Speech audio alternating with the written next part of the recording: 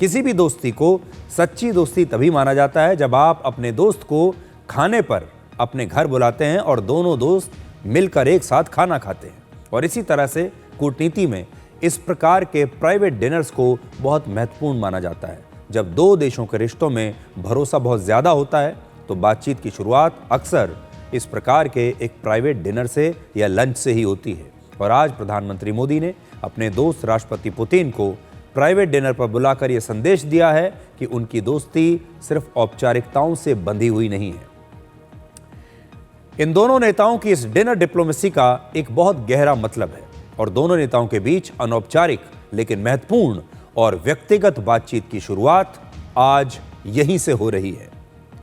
Private dinner असल में कूटनीति के एक बोर्ड रूम की तरह होता है, जहां सिर्फ खाने का स्वाद नहीं लिया जाता बल्कि खाने की खुशबू के बीच आपसी रिश्तों को भी पकाया जाता है और बड़े बड़े मसलों का हल वहीं खाने के टेबल पर बैठकर निकाल लिया जाता है। इसलिए कूटनीति में प्राइवेट डिनर को बहुत महत्वपूर्ण, बहुत निजी और बहुत ही निर्णायक मीटिंग कहा जाता है।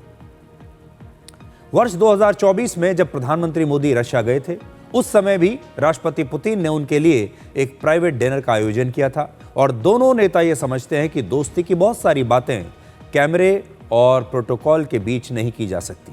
प्रधानमंत्री मोदी और पुतिन की इस मुलाकात पर दुनिया भर की नजरें टिकी हुई हैं और दोनों नेता पहले से ही इस प्राइवेट डिनर के दौरान सभी संवेदनशील मुद्दों पर बातचीत शायद कर लेंगे और कल की बैठक के लिए एक ग्राउंड वर्क भी तैयार आज ही ये दोनों नेता कर सकते हैं। इन दोनों के बीच ये डिनर सिर्फ एक शिष्टाचार नहीं बल्कि ये भारत और रशिया के बीच रिश्तों की गहराई और रणनीतिक महत्व का भी संदेश है।